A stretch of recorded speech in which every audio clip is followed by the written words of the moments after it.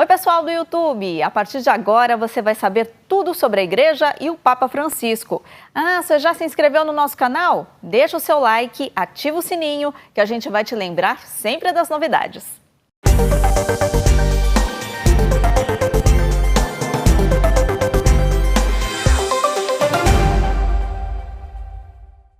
Olá, bem-vindo ao Século News, edição especial. Hoje você vai ver a preocupação do Papa Francisco com os prejuízos na educação nesse tempo de pandemia. Tem também a nova presidente do Movimento dos Focolares. E ainda uma rede de médicos que atende pessoas carentes em Nova York. O Papa Francisco participou virtualmente de um evento para lembrar o Dia da Fraternidade Humana. Ele pediu união e não indiferença. O Papa participou do evento virtual para celebrar o Dia Internacional da Fraternidade Humana. As Nações Unidas designaram esse dia por conta de uma petição dos Emirados Árabes Unidos para comemorar o dia em que o Papa e o líder dos muçulmanos sunitas, Ahmed Al-Tayeb, assinaram o documento sobre a fraternidade humana há 2 anos. Uma comissão especial foi criada para divulgar a mensagem do documento. O juiz e membro do comitê, Abdel Salam, liderou o evento online. O grande imã disse que esse dia deveria servir como um lembrete da necessidade de um mundo mais unido. Ele e o Papa elogiaram a coragem um do outro em levar essa iniciativa adiante. O mais bonito de tudo isso foi aquele desejo inicial de fraternidade, que aos poucos se transformou em verdadeira fraternidade entre nós. Obrigado, irmão. Obrigado. A mensagem do Papa Francisco foi muito clara. Disse que não é hora de indiferença e que a única opção válida é a fraternidade. Não podemos dizer hermanos ou não hermanos. Não podemos dizer irmãos ou não irmãos, mas sim irmãos ou inimigos. Disse também que fraternidade não significa rejeitar as próprias ideias ou raízes, mas sim ouvir, aceitar e contar uns com os outros. Fraternidade significa firmeza nas próprias convicções, porque não existe verdadeira fraternidade se as próprias convicções são negociáveis.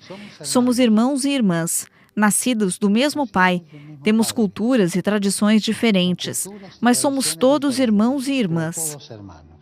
Os vencedores do prêmio Zayed, inspirado no documento sobre a fraternidade humana, também foram anunciados durante o evento. Eles são o secretário-geral da ONU, Antônio Guterres, e Latifa Ziaten, que fundou uma organização pela paz depois que um terrorista matou seu filho na França. Em um dos eventos mais tradicionais que acontece anualmente no Vaticano, o Papa Francisco alertou os embaixadores de mais de 180 países sobre a catástrofe educacional e outras crises que podem ser causadas pela pandemia de Covid-19. Durante o encontro anual com os embaixadores, o Papa os advertiu sobre a catástrofe educacional que está sendo desencadeada pela pandemia. Com muitas escolas fechadas, o aprendizado online se tornou regra. Mas os alunos que não têm computadores ou acesso à internet não podem estudar. Assistiamo a uma sorta de catástrofe educativa. Estamos testemunhando uma espécie de catástrofe educacional, a qual devemos reagir pelo bem das gerações futuras e pela sociedade como um todo. A educação é, de fato, o antídoto natural para a cultura individualista, que às vezes degenera em um verdadeiro culto a si mesmo e ao primado da indiferença.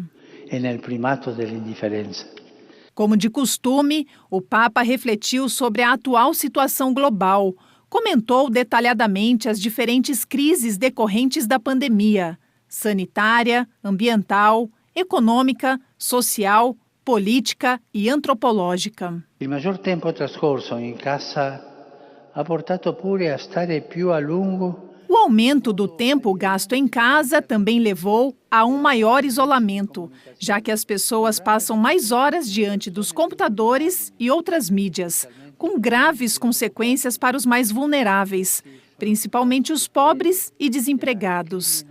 Eles se tornam presas fáceis para o crime cibernético em seus aspectos mais desumanos, incluindo fraude, tráfico de pessoas, exploração da prostituição, incluindo prostituição infantil e pornografia infantil. Compresa quella infantile nonché alla pedopornografia. O Papa Francisco também observou que a pandemia agravou a crise política nas democracias mundiais e indiretamente citou a polarização nos Estados Unidos. Se non addirittura la incapacità di ricercare soluzioni comuni. A incapacidade de buscar soluções comuns e compartilhadas para os problemas que afligem nosso planeta. Essa tem sido uma tendência crescente, cada vez mais difundida também em países com uma longa tradição democrática.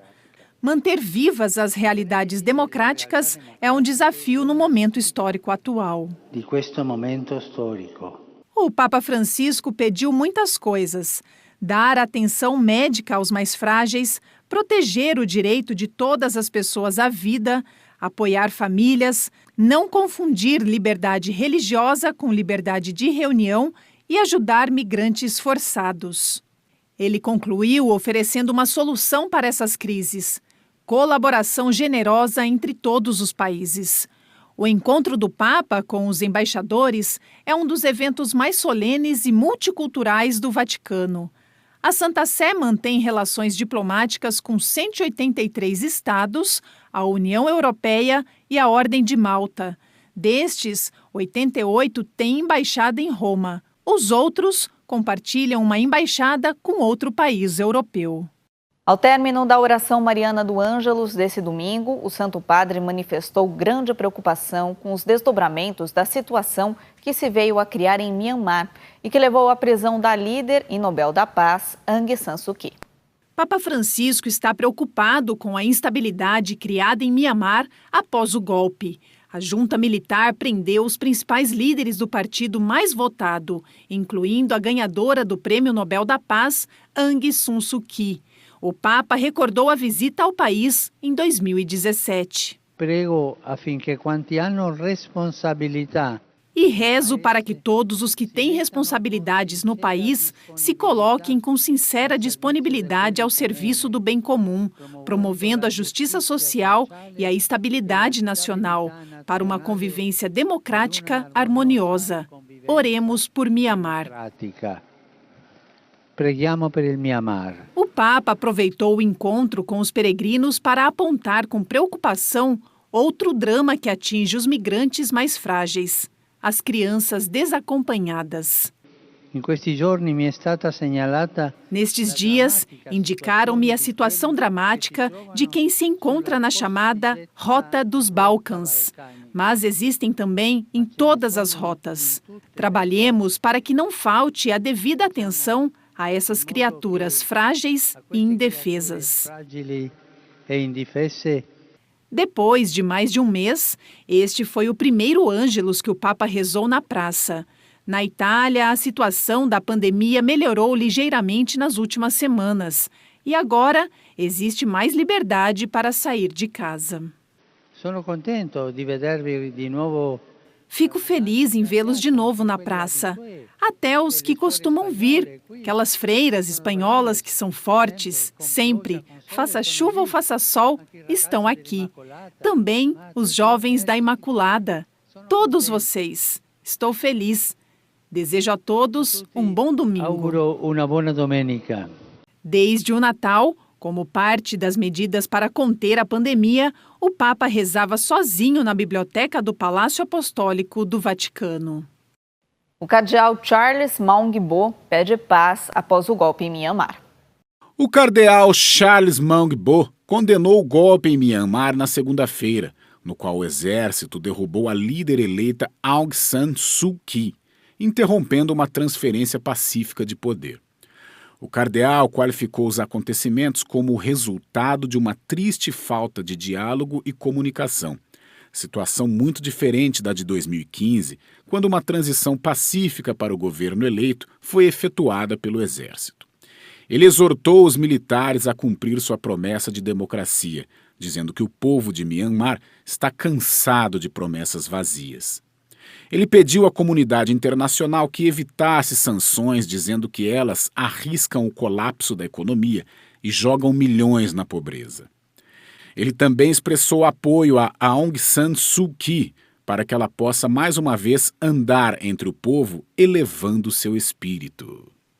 A seguir, você vai conhecer a nova líder do movimento dos focolares. A gente volta já.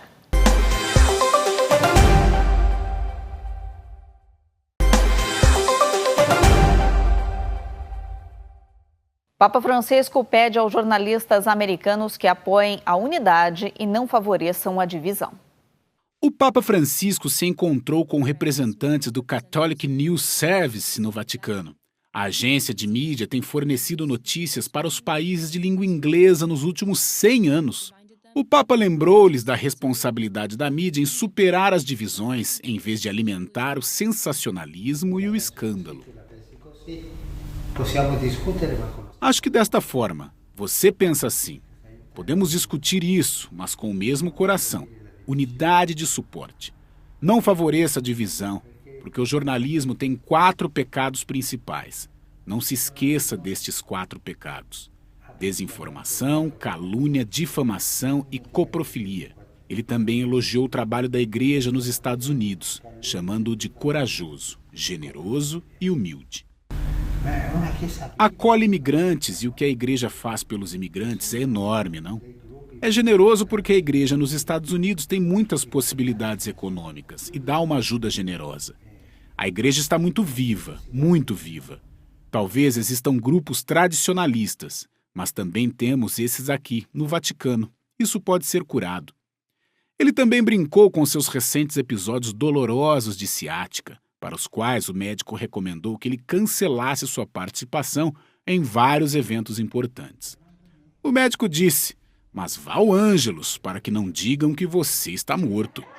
Depois da conversa, os representantes do CNS deram ao Papa esta compilação de suas próprias orações e o livro do Dia do Concílio, preparado pelo CNS cobrindo o Concílio Vaticano II.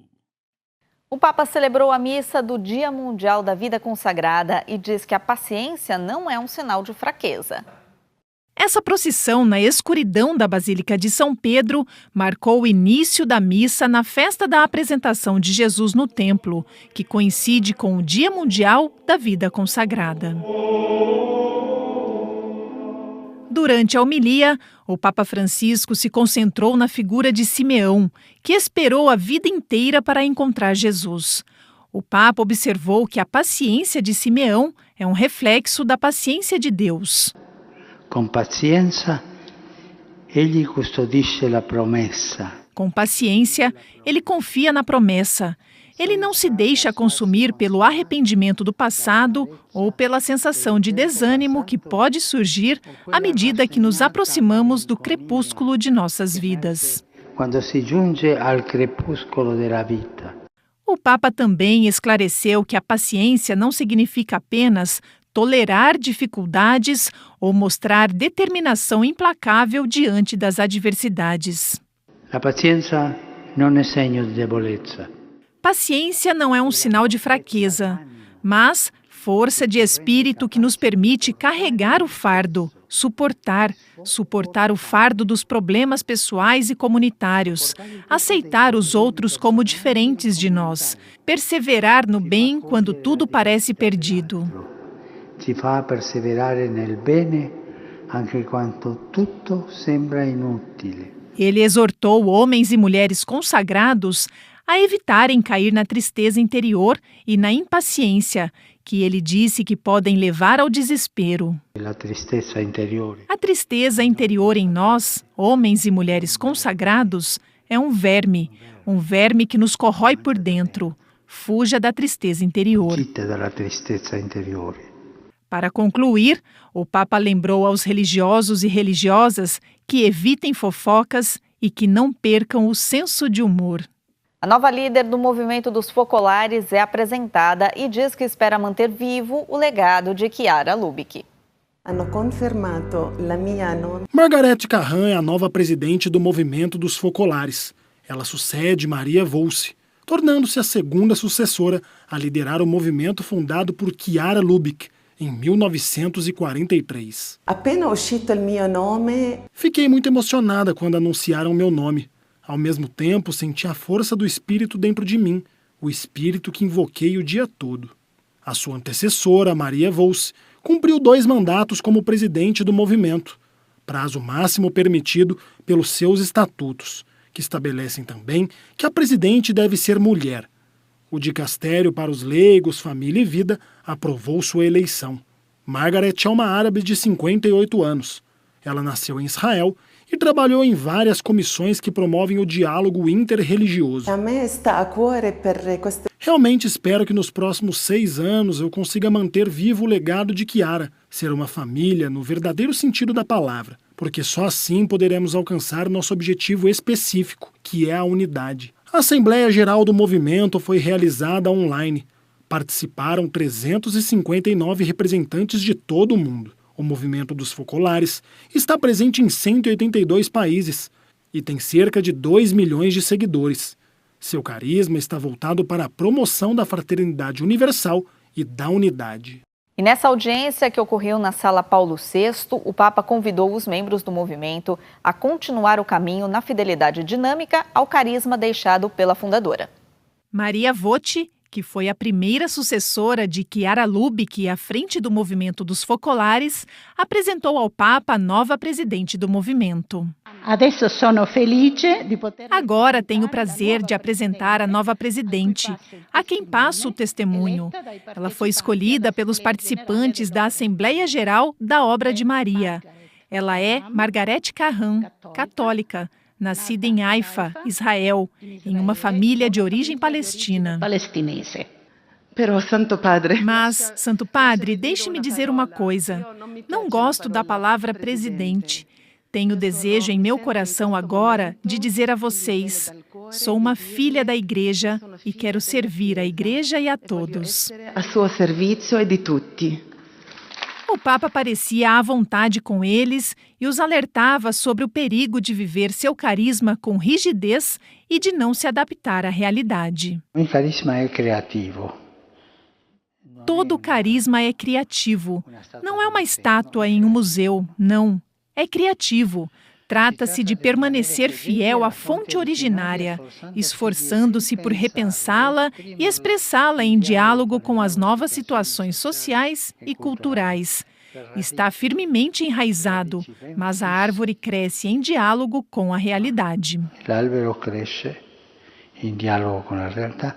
Ele também os aconselhou a manter um estilo de diálogo e abertura, para evitar serem autorreferenciais e comemorativos. A guardar-se dal ripiegamento. Cuidado para não se isolar, o que sempre leva à defesa da instituição em detrimento dos indivíduos e que também pode levar a justificar ou encobrir formas de abuso. A autorreferencialidade nos impede de ver erros e deficiências. Isso dificulta o progresso e impede uma verificação aberta de procedimentos institucionais e estilos de governança. Istituzionali e degli stili di governo. O Papa quis saudar pessoalmente cada um dos participantes. Ele pediu que mantivessem uma distância segura entre eles e falou com todos, um a um. Depois do intervalo, você vai conhecer médicos que lutam pelos mais pobres. É daqui a pouco.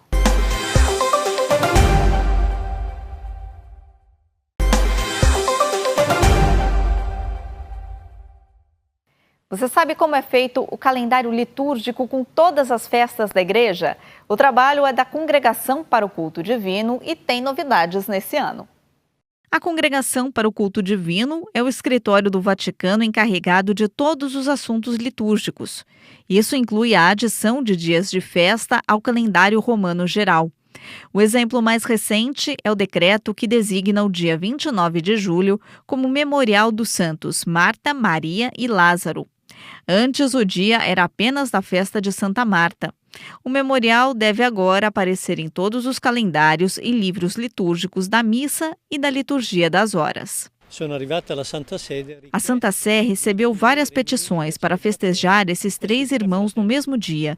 Eles oferecem um testemunho comum da mensagem do Evangelho e eram amigos de Jesus. Essa mudança foi feita porque, no passado, algumas pessoas pensavam erroneamente que Maria Madalena e Maria, irmã de Lázaro, eram a mesma pessoa.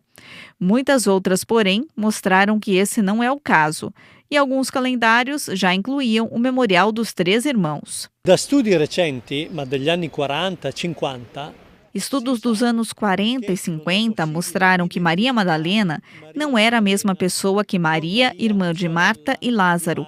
Essa evidência representou uma oportunidade de adicionar os três irmãos ao calendário romano geral, no mesmo memorial e no mesmo dia, porque, novamente, Maria Madalena não é a mesma que Maria, irmã de Marta. appartiene a una persona diversa da Maria, sorella di Marta. A congregação também acrescentou as celebrações dos santos Gregório de Narek, João d'Ávila e Hildegarda de Bingen como doutores da Igreja, um título que detém há muitos anos.